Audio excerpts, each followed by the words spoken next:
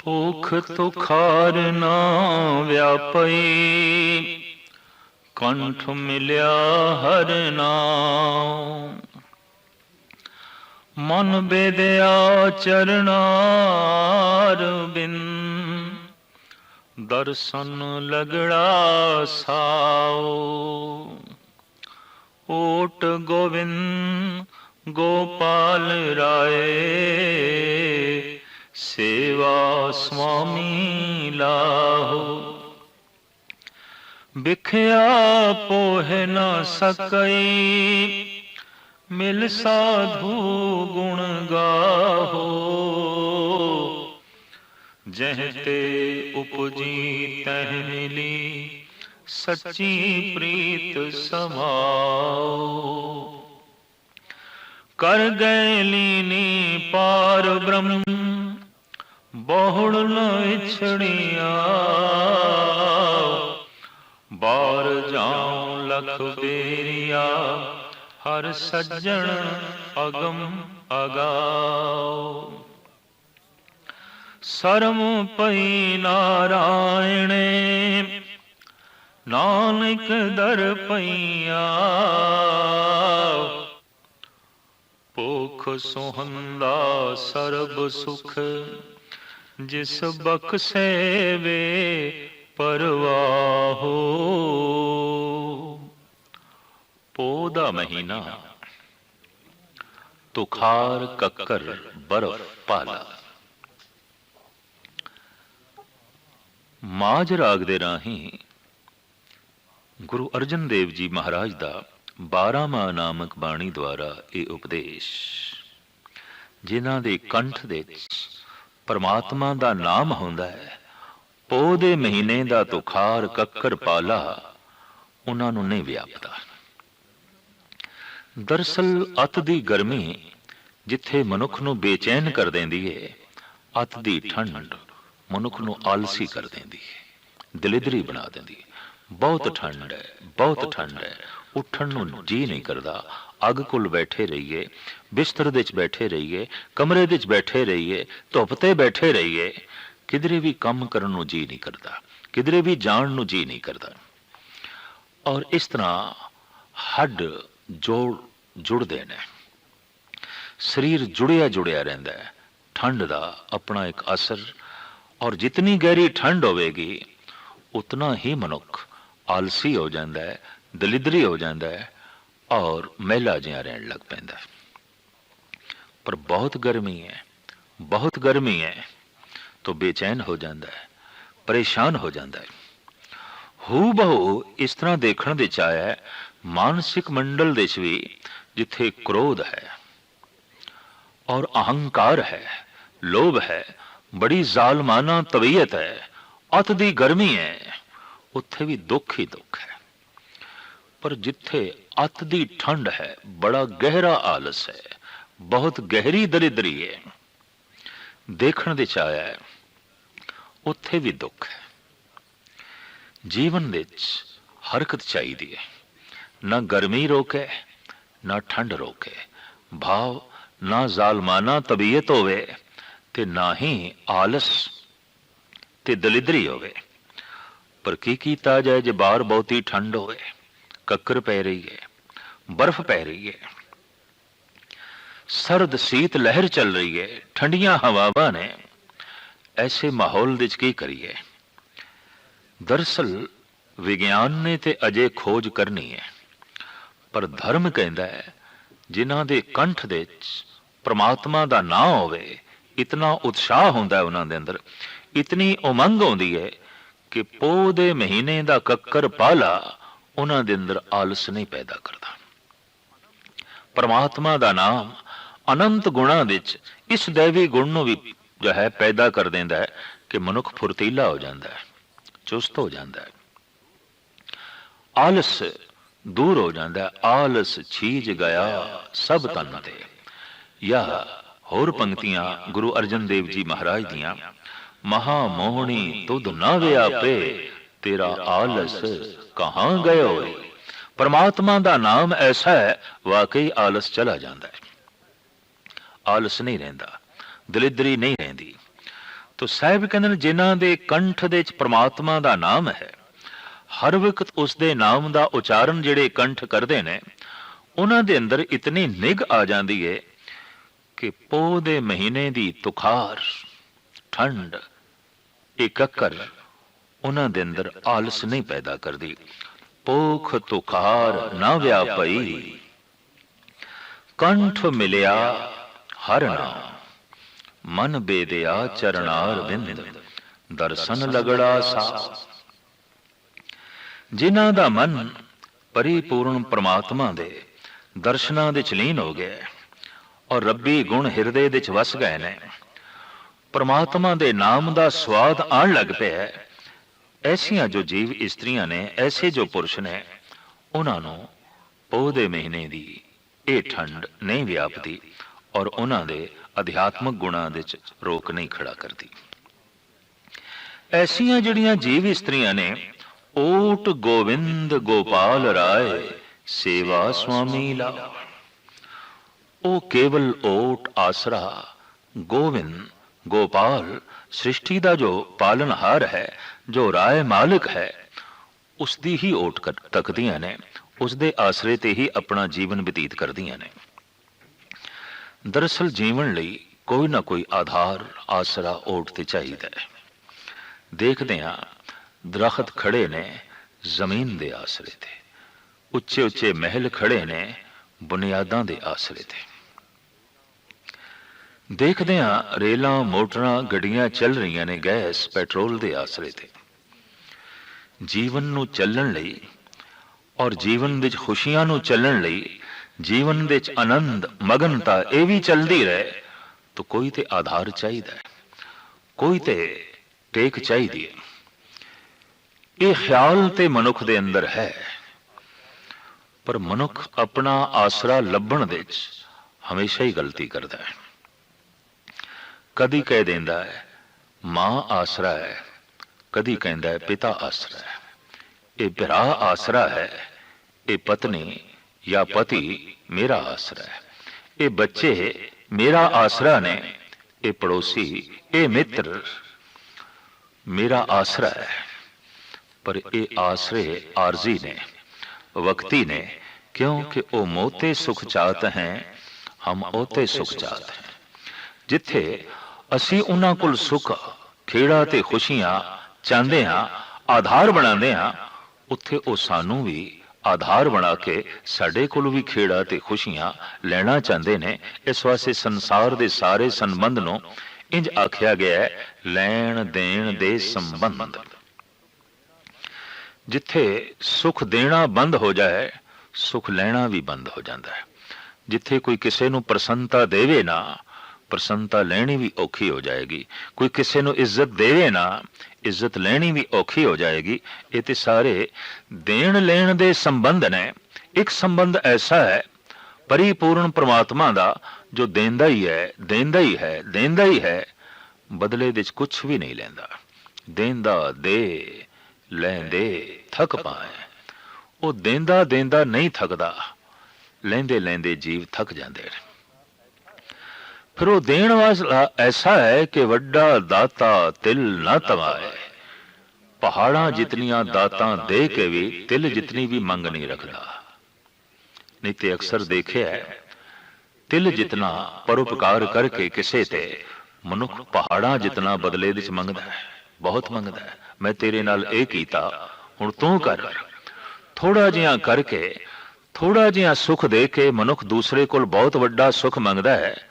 ਪਰ ਇੱਕ ਪਰਿਪੂਰਨ ਪ੍ਰਮਾਤਮਾ ਹੈ, ਇਤਨੇ ਖੇੜੇ ਖੁਸ਼ੀਆਂ ਦੇ ਕੇ ਵੀ ਬਦਲੇ ਦੇ ਕੁਝ ਮੰਗ ਨਹੀਂ ਹੈ।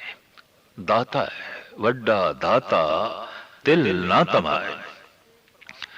तो जिन्हों ने ऐसे परमात्मा की ओट पकड़ी है, ऐसे परमात्मा का आसरा पकड़िया है, जो सृष्टि का पालनहार है, मालिक है, सदी भी खेड़े ते खुशियां च रहिंदियां ने।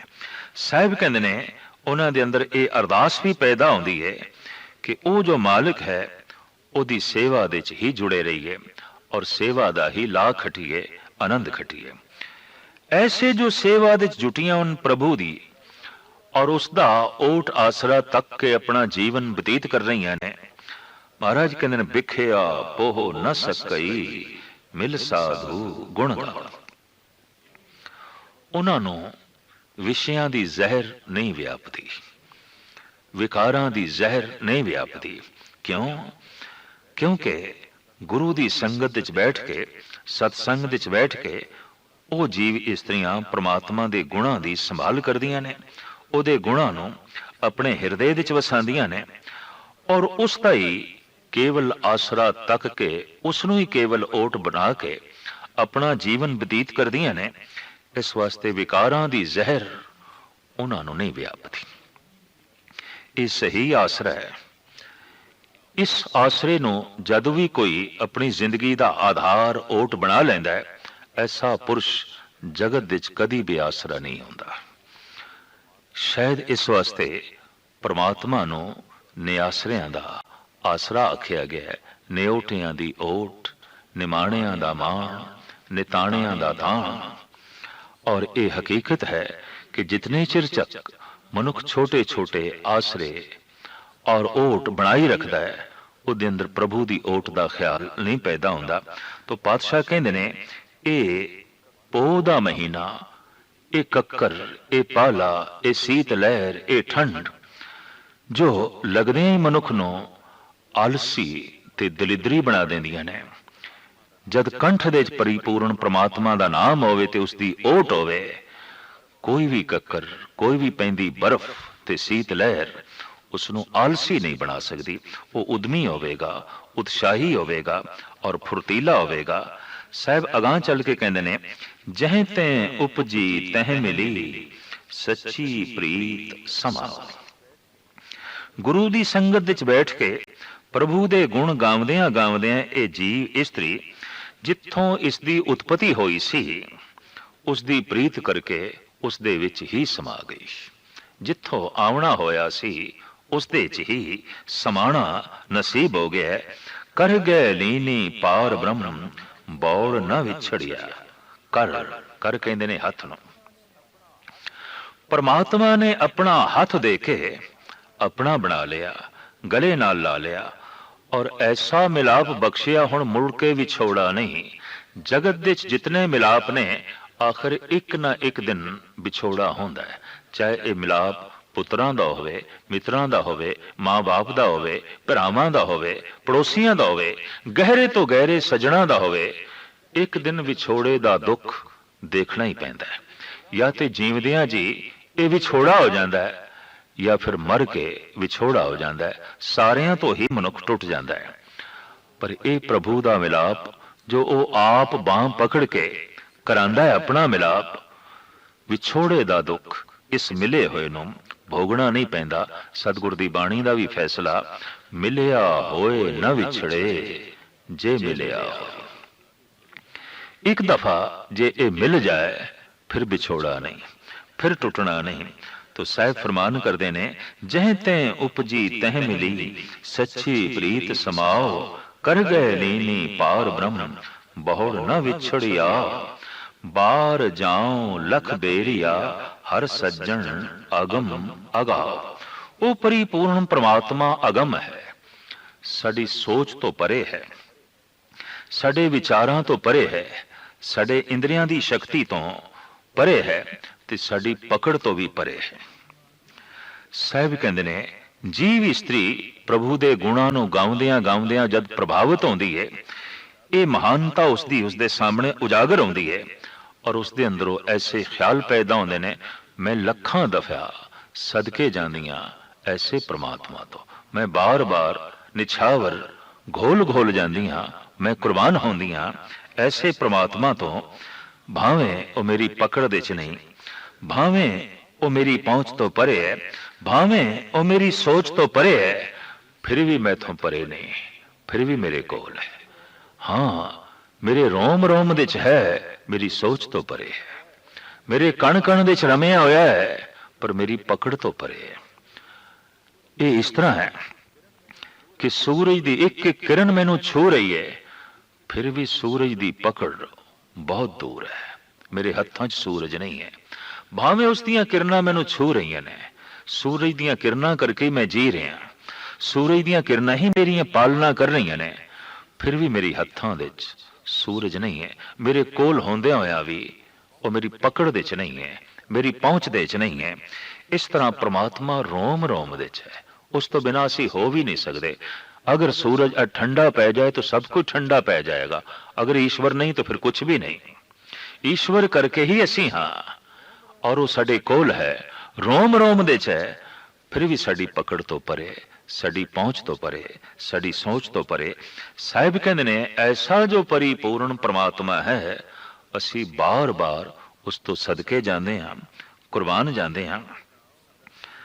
बार जाओ लख बेरिया, हर सज्जन अगम अगाओ, सरम पई नारायणे नानक दर पई आओ।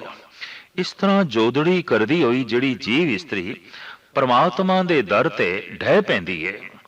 कहंदे ने परमात्मा शरण पालक है, फिर परमात्मा शरण आए हुए दी रखदा है। और ऐसा जो जोदड़ी करदा होया दर ते ढह पिया है, समझ लो परमात्मा ने उसनों मालिक बना दिता है, सिंघासन ते बिठा दिता है, उसनों अपना बना दिता है। वो शर्म पै दी रखदा है। पोख सुहंदा सर्ब सुख, जिस बख्शे वे प्रवाह। पो दे महीने दा ये उपदेश संदेश, सारे सुख उसदी झोली समझ लो, जिस दे उत्ते वो बेपरवाह परिपूर्ण परमात्मा बख्शिश कर देवे। अनेकां गुणां दे च परमात्मा दा एक ये भी गुण है बेपरवाह। ते जद कोई उस बेपरवाह नाल जुड़दा है, आप भी बेपरवाह हो जाता है। बेपरवाह सदा रंग हर के, जांखो पाक सुआमी। किसे दे दबाव हेठ आके हसना, ये बेपरवाही दा हसना नहीं है। किसे दी लोड़ पूरी करन वास्ते ही रो पैना, ये बेपरवाही दा रोना नहीं है। जैसे किसे मरग वाले घर दे चले गए, बहुत सारे रोंदे पै सन, ते उत्थे मूँह निकल गया, सुभावक ही कह दिता सानू बहुत अफसोस होया, माड़े जियां नेत्र भी सज्जल होए, पर ये दूजियां करके, ये दूजियां दा प्रवाह है, ये बेपरवाही दे हंजू नहीं ने। और दूजे दा मुंह लिहाज रख के एवें बनावटी खुशी ते बनावटी हासा जाहिर करना, ये बेपरवाही दा हासा नहीं है।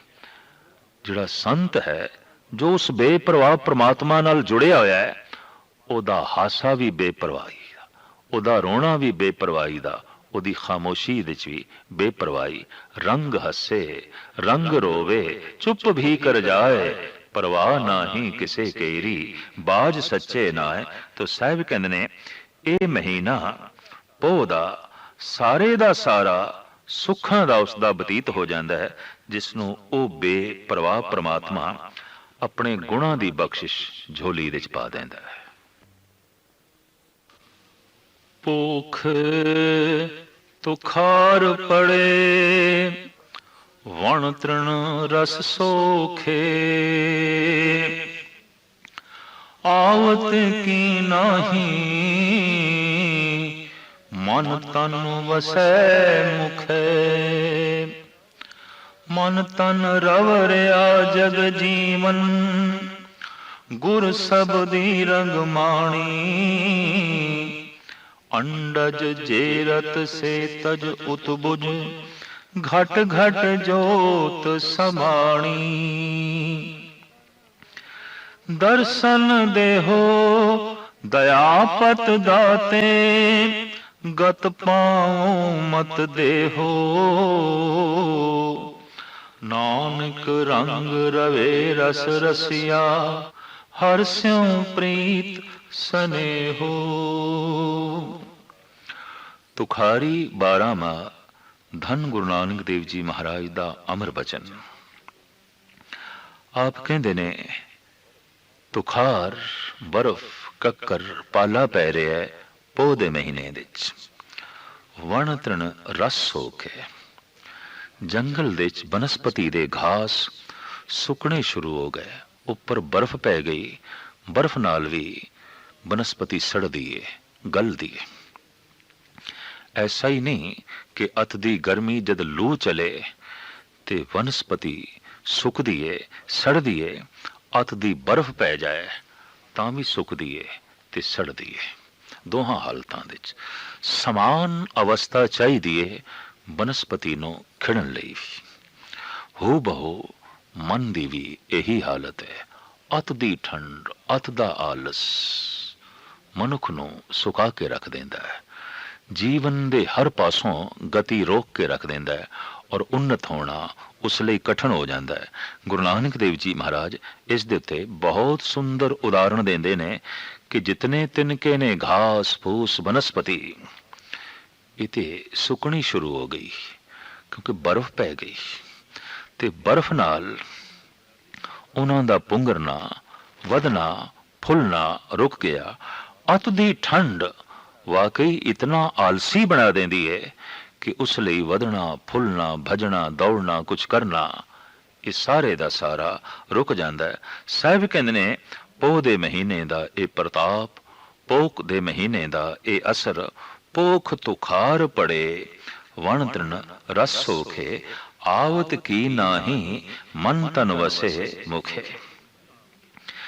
ਜੀਵ ਕਾਵਨ ਜੇ ਕਿਧਰੇ ਇਸ ਢੰਗ ਦੀ ਅਰਦਾਸ ਕਰੇ, हे ਪ੍ਰਮਾਤਮਾ ਤੂੰ ਆਮਦਾ ਕਿਉਂ ਨਹੀਂ? ਤੇਰੀ ਆਮਦ ਦੀ ਕੋਈ ਨਿੱਘ ਮੇਰਾ ਆਲਸ ਦੂਰ ਕਰੇ, ਮੇਰੇ ਵਿੱਚ ਫੁਰਤੀਲਾਪਣ ਪੈਦਾ ਕਰੇ, ਮੈਂ ਬੇਪਰਵਾਹ ਹੋਵਾਂ, ਮੈਂ ਅੰਮ੍ਰਿਤ ਵੇਲੇ ਉੱਠ ਸਕਾਂ, ਮੈਂ ਗੁਣਾਂ ਨੂੰ ਸੰਗ੍ਰਹਿ ਕਰ ਸਕਾਂ। ਤੂੰ ਆਮਦਾ ਕਿਉਂ ਨਹੀਂ? ਆਵਤ ਕੀ ਨਾਹੀ ਮਨ ਤਨ ਵਸੇ ਮੁਖੇ। ਤੂੰ ਮਨ ਦੇ ਚ ਵਸ, ਤਨ ਦੇ ਚ ਵਸ, ਮੁਖ ਦੇ ਚ ਵਸ। ਇਸ ਨਿੱਘ ਦੇ ਨਾਲ ਪੋਖ ਦੇ ਮਹੀਨੇ ਦੀ ਜੋ ਇਹ ਸੀਤ ਲਹਿਰ ਹੈ, ਇਹ ਜੋ ਕੱਕਰ ਤੇ ਪਾਲਾ ਹੈ, ਇਹ ਨਹੀਂ ਵਿਆਪੇਗਾ। ਜੋ ਖਿਆਲ ਮਾਝ ਰਾਗ ਦੇ ਚ ਧੰਨ ਗੁਰੂ ਅਰਜਨ ਦੇਵ ਜੀ ਮਹਾਰਾਜ ਨੇ ਦਿੱਤਾ ਹੈ, ਤੁਖਾਰੀ ਰਾਗ ਦੇ ਚ ਪਹਿਲੇ ਹੀ ਪਹਿਲੇ ਪਾਤਸ਼ਾਹ ਨੇ ਸਾਹਿਬ ਸ੍ਰੀ ਗੁਰੂ ਨਾਨਕ ਦੇਵ ਜੀ ਮਹਾਰਾਜ ਨੇ ਬਖਸ਼ਿਸ਼ ਕੀਤਾ ਹੋਇਆ ਹੈ। ਵਾਕਈ ਜਦ ਮਨ ਦੇ ਚ ਉਹ ਵਸਦਾ ਹੈ ਤੋ ਤਨ ਦੇ ਚ ਵੀ ਵਸ ਜਾਂਦਾ ਹੈ। ਜੈਸੇ ਮਨ ਦੇ ਚ ਉਸਦੀ ਯਾਦ ਵਸਦੀ ਹੈ, ਤਨ ਸੇਵਾ ਕਰਨ ਲੱਗ ਪੈਂਦਾ ਹੈ, ਆਲਸ ਦੂਰ ਹੋ ਜਾਂਦਾ ਹੈ। ਔਰ ਜੈਸੇ ਉਸਦੇ ਗੁਣ ਮਨ ਨੂੰ ਪ੍ਰਭਾਵਿਤ ਕਰਦੇ ਨੇ, ਰਸਨਾ ਵਾਹਿਗੁਰੂ ਵਾਹਿਗੁਰੂ ਜਪਣ ਲੱਗ ਪੈਂਦੀ ਹੈ। ਅਭਿਆਸੀ ਦੀ ਇਹ ਪਹਿਚਾਣ ਹੈ ਕਿ ਉਹਦਾ ਤਨ ਸੇਵਾ ਦੇ ਚ ਲੀਨ ਹੈ, ਉਹਦਾ ਮਨ ਯਾਦ ਦੇ ਚ ਲੀਨ ਹੈ, ਉਹਦੀ ਰਸਨਾ ਜਾਪ ਦੇ ਚ ਲੀਨ ਹੈ। ਬਸ ਇਹੀ ਪਹਿਚਾਣ ਹੈ। ਰਸਨਾ ਜਪਦੀ ਜਾਏ, ਤਨ ਸੇਵਾ ਕਰਦਾ ਜਾਏ ਔਰ ਮਨ ਉਸਦੀ ਯਾਦ ਦੇ ਜੋ ਹੈ ਲੀਨ ਹੋਵੇ। तो साहब ऐसा पे फरमान करते ने, आवत की नाही मन तन वसे मुख। ए परिपूर्ण परमात्मा तू आमदा क्यों नहीं? मन दे च वस, तन दे च वस, मुख दे च वस, ताकि इस वसन दे नाल मैनू निग दी प्राप्ति होवे और ये आलस जो कक्कर करके है, बर्फ करके है, शीत लहर करके है, ये दूर होवे। समान अवस्था ही दरअसल सुखदाई है, अति सर्वत्र विवर्जते। साहिब गुरु अर्जन देव जी महाराज दा वाक, अति हों धक्का खाए।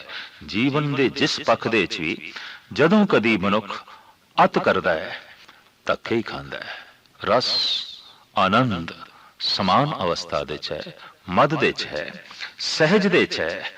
तो साहिब ऐसा ही जो है इत्थे फरमान पे कर देन, अत दी ठंड अत दा आलस किवें दूर होवे।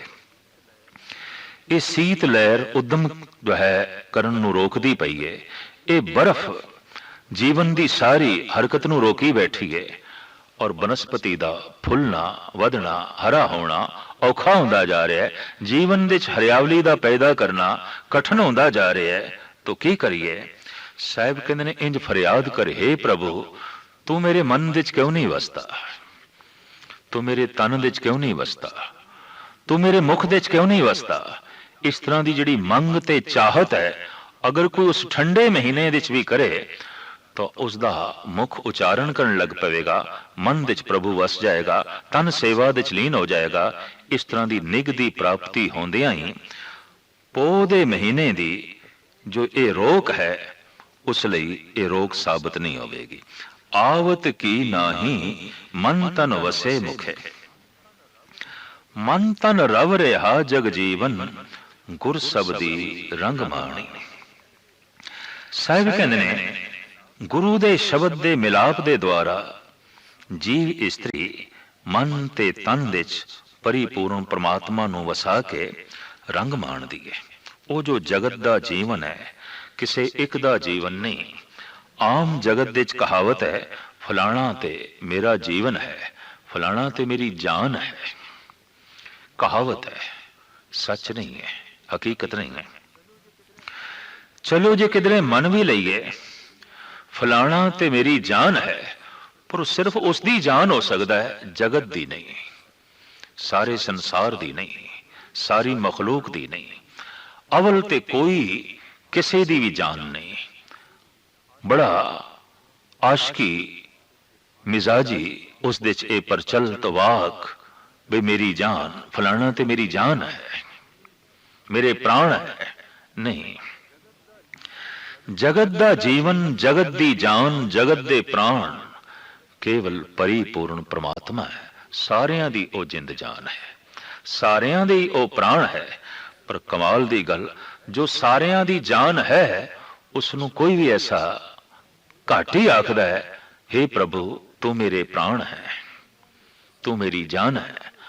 ਲੇਕਿਨ ਉਹਨਾਂ ਨੂੰ ਇਹ ਕਹਿੰਦਾ ਫਿਰਦਾ ਹੈ, ਇਹ ਮੇਰੀ ਜਾਨ, ਇਹ ਮੇਰੀ ਜਾਨ, ਜਦ ਕਿ ਉਸ ਦੀ ਜਾਨ ਹੈ ਹੀ ਨਹੀਂ, ਉਸ ਦੇ ਪ੍ਰਾਣ ਉਹ ਹੈ ਹੀ ਨਹੀਂ। तो साहिब फरमान पे करते ने, ਉਹ ਜੋ ਜਗਤ ਦਾ ਜੀਵਨ ਹੈ, ਗੁਰੂ ਸ਼ਬਦ ਦੇ ਜਾਪ ਦੁਆਰਾ ਜਗਤ ਦੇ ਜੀਵਨ ਦਾ ਜੀਵ ਰੂਪੀ ਇਸਤਰੀ ਆਨੰਦ ਮਾਣਦੀ ਹੈ ਔਰ ਉਸ ਦੇ ਮਨ ਤੇ ਤਨ ਵਿੱਚ ਉਸ ਦਾ ਬਕਾਇਦਾ ਛਾਪ ਰਹਿੰਦੀ ਹੈ। ਉਸ ਦੇ ਮਨ ਦੇ ਉੱਤੇ ਬਕਾਇਦਾ ਉਸ ਪਰਿਪੂਰਨ ਪ੍ਰਮਾਤਮਾ ਦਾ ਪ੍ਰਭਾਵ ਰਹਿੰਦਾ ਹੈ। ਐਸੀ ਉਸ ਦੀ ਤਰਜ਼ੇ ਜ਼ਿੰਦਗੀ ਬਣ ਜਾਂਦੀ ਹੈ। ਅੰਡਜ ਜੇਰਜ ਸੇਤਜ ਉਤਪੁਜ, ਘਟ ਘਟ ਜੋਤ ਸਮਾਣੀ। ਚਾਰ ਖਾਣੀਆਂ ਨੇ ਜਿੱਥੋਂ ਜੀਵਨ ਉਤਪਨ ਹੁੰਦਾ ਹੈ। ਸਭ ਤੋਂ ਵੱਡੀ ਖਾਣ ਹੈ ਅੰਡੇ, ਦੂਜੀ ਖਾਣ ਹੈ ਜੇਰ ਪੇਟ, तीजी खान है उत्पुज और चौथी है सेतज पसीने तो पैदा होना। ये जो जीवन असी पृथ्वी ते देख रहे हैं, ये चार खाणियां द्वारा ही जगत दे जो है प्रचलित होंदा है। जीव इन्हां दे राही बाहर आंदे ने, कुछ अंडियां राही, कुछ पेट राही, कुछ पसीने ते मैल दे राही, ते कुछ धरती दे चों उत्पन्न होंदी है जैसे कि बनस्पति। अंडज जेरज सेतज उतपुज, घट घट जोत समाणी। शब्द का रंग माणदियां माणदियां जीव रूपी इस्त्री नूं समझ पै जाती है, हे परिपूर्ण परमात्मा, अंडियां दे जो जीवन है उस दे च भी तेरा ही जीवन है। पेट दे अंदर जो जीवन है उस दे अंदर भी तेरा ही जीवन है। पसीने ते मैल दे जो जीवन बनता है उस दे च भी तेरा ही जीवन है। और बनस्पति दे च भी तू रमिया होया है। चारे खाणियां दे विच हे परिपूर्ण परमात्मा तेरी ही लीनता है। अंडज जेरज सेतज उतबुज, घट घट जोत समाणी। दर्शन देव दयापत दाते, गत भावों मत देव। इस तरह इस ठंडे महीने विच जिस दे भयंकर कक्कर बर्फ ते शीत लहर चल रही है, अगर जीव रूपी इस तरह की अरदास करे, दर्शन देहो दयापत दाते, गत पावो मत देहो।